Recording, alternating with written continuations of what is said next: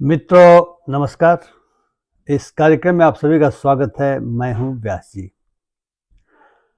आज हम चर्चा करेंगे 15 सितंबर को सुप्रीम कोर्ट ने वक्फ अमेंडमेंट एक्ट के बारे में जो अंतरिम आदेश पारित किया है। अब जानते हैं कि इस अमेंडमेंट एक्ट के बहुत सारे प्रावधानों को लेकर के देश में एक विवाद की स्थिति बनी थी। उसके पक्ष विपक्ष दोनों तरफ से बहुत सारे तर्क कोर्ट के बाहर भी दिए जा रहे थे और कोर्ट के अंदर भी दिए जा रहे थे।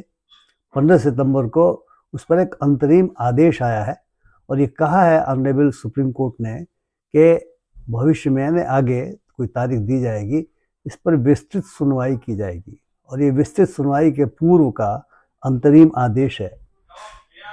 निश्चय ही इस आदेश को लेकर के मीडिया में, जिसे लोग गोदी मीडिया कहते हैं, कई तरह की भ्रामक चर्चाएं हो रही हैं। कुछ लोग खुशी मनाते पाए जा रहे हैं कि इस अमेंडमेंट एक्ट को सुप्रीम कोर्ट ने स्टे करने से, रोकने से इनकार कर दिया। कुछ तो ऐसे महानुभाव हैं जो अपने को इमिनेंट लीगल एक्सपर्ट्स तक बताने में अपना शान समझते हैं। कह रहे हैं कि पार्लियामेंट के द्वारा पारित किए गए किसी अधिनियम में सुप्रीम कोर्ट का दखल होना ही नहीं चाहिए, तो सुप्रीम कोर्ट ने गलत किया है। इस तरह की बातें आ रही हैं। तो इन बातों पर भी हम लोग विचार करेंगे, लेकिन सबसे पहले हम ये बात करें कि अंतरिम आदेश क्या क्या है।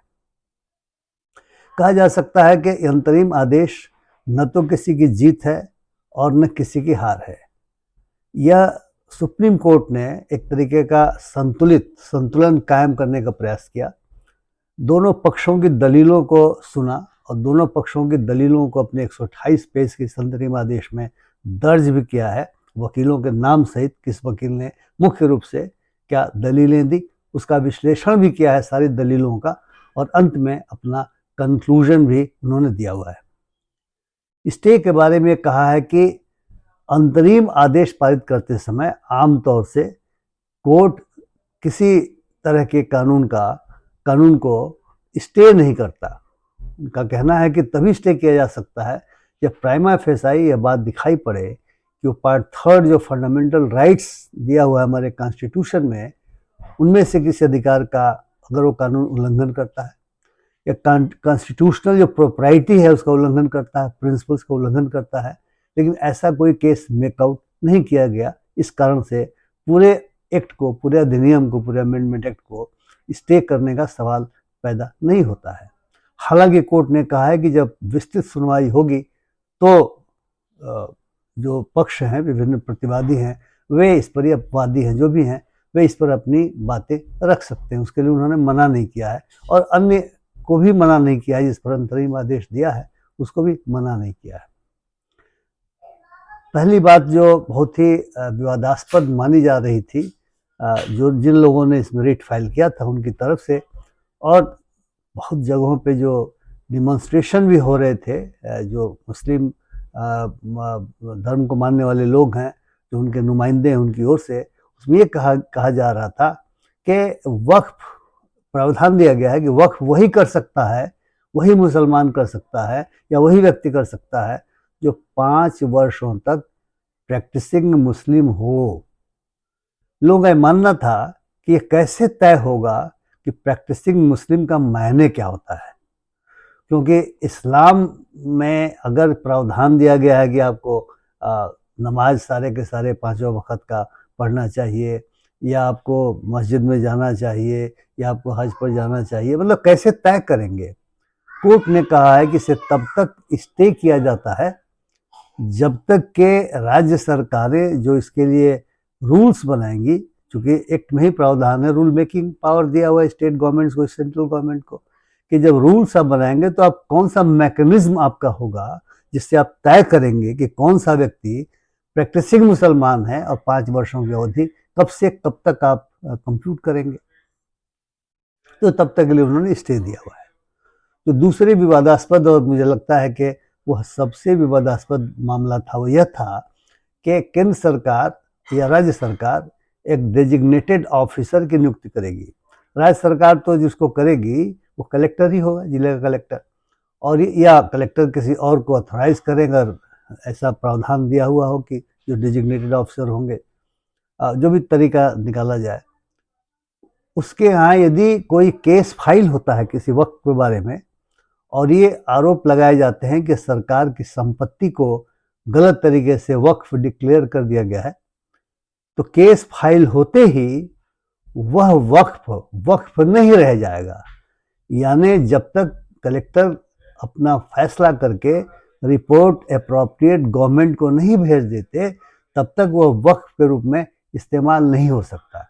अब इसे आप समझ सकते हैं, यदि वह कब्रगाह है, कब्रिस्तान है, अगर वो वहाँ पे कोई धार्मिक उत्सव होते हैं और यदि किसी ने मुकदमा दायर कर दिया कि साहब ये तो सरकार की संपत्ति है, तो मुकदमा दायर होते ही एक तरीके का वो प्रॉपर्टी वक्फ नहीं मानी जाएगी।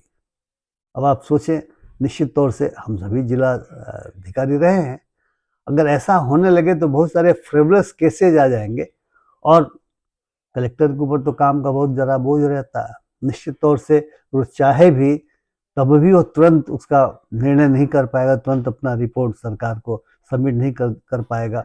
सुप्रीम कोर्ट ने साफ शब्दों में कहा कि सेपरेशन ऑफ पावर जो दिया गया है हमारे संविधान में और उसके आधार पे बहुत सारे जो कानून बने हैं, यानी जुडिशरी का जो पावर है जुडिशरी इस्तेमाल करेगी और एग्जीक्यूटिव का जो पावर है वो एग्जीक्यूटिव पावर इस्तेमाल करेगा, अनलेस अनटिल कुछ पावर्स एक्ट के द्वारा, स्टैट्यूट के द्वारा उनको दिया गया हो।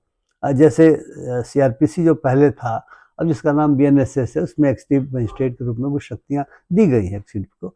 तो उस आधार पे कोर्ट ने कहा कि यह बिल्कुल स्टे रहेगा, इंटरिम स्टे रहेगा, क्योंकि ठीक नहीं है, क्योंकि एग्जीक्यूटिव जुडिशरी का पावर इस्तेमाल कर नहीं सकता।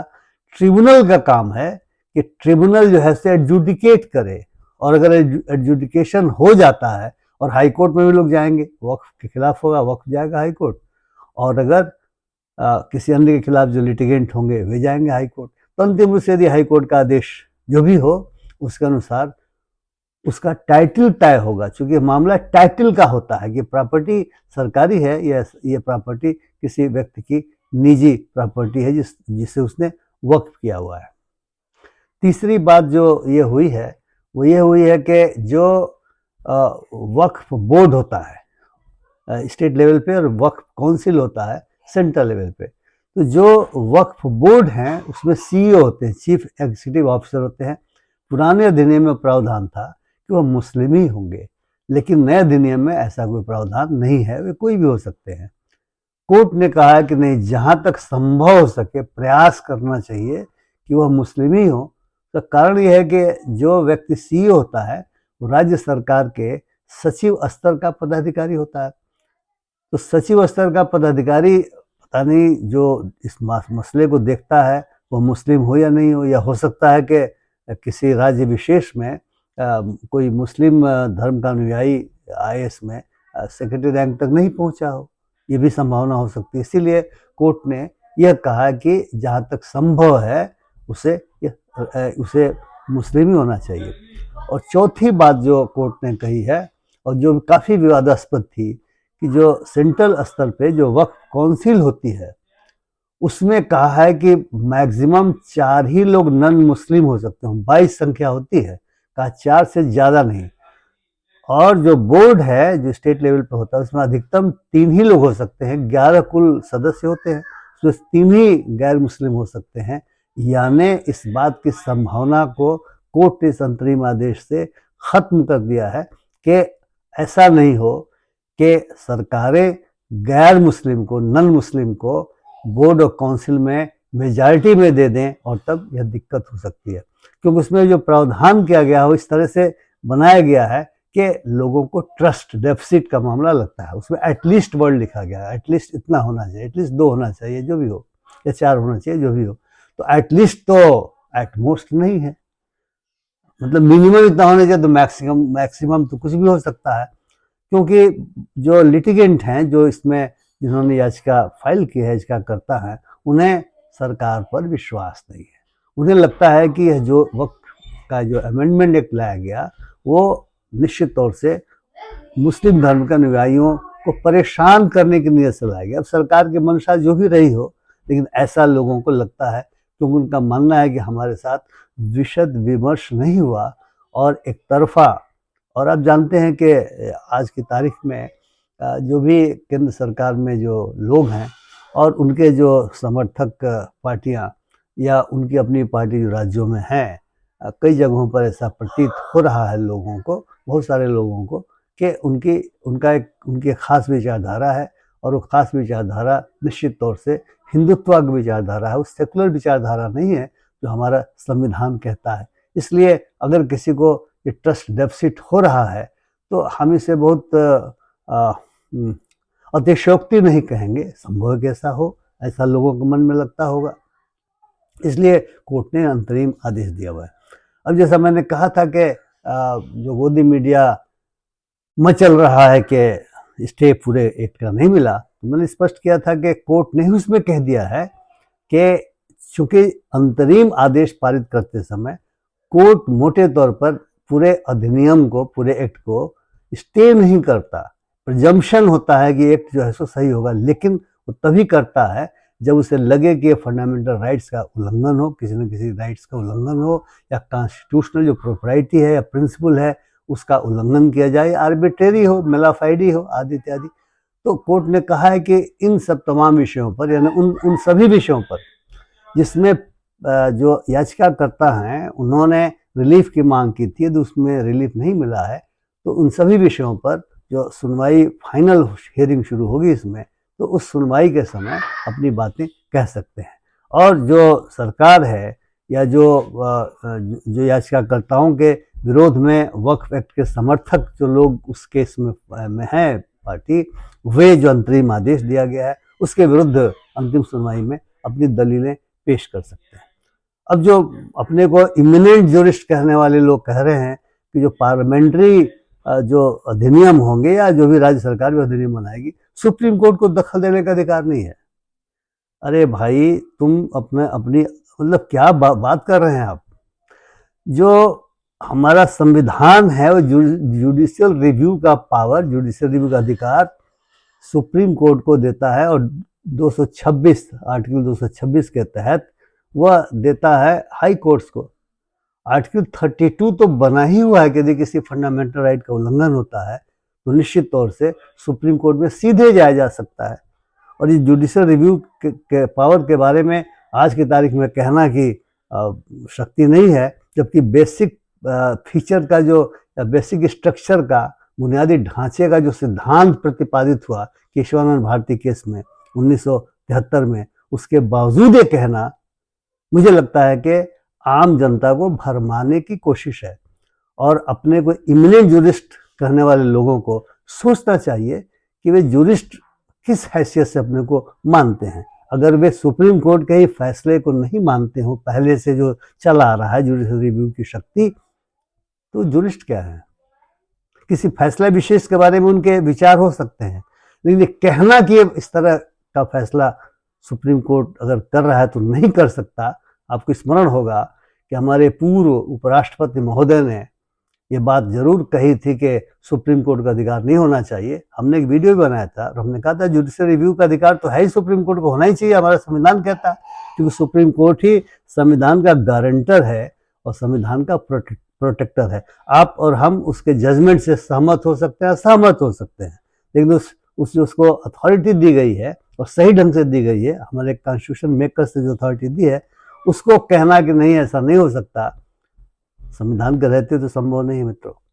इसलिए मैंने सोचा कि इस बिंदु पर भी हमें आपके साथ मुखातिब होना चाहिए और अपनी बात, चूँकि मैं संविधान का विद्यार्थी अपने को मानता हूँ, इसलिए मुझे भी अपनी बात आपके सामने कहनी चाहिए। इन्हीं शब्दों के साथ आपको बहुत बहुत धन्यवाद, आपने मेरी बात सुनी। अगर मेरी बात अच्छी लगे तो कृपया इस वीडियो को लाइक करें, शेयर करें और अपने टिप्पणियों से लाभान्वित करें। और अभी तक अगर आपने मेरे चैनल को सब्सक्राइब नहीं किया हो तो कृपया सब्सक्राइब करना न भूलें। बहुत बहुत धन्यवाद। नमस्कार।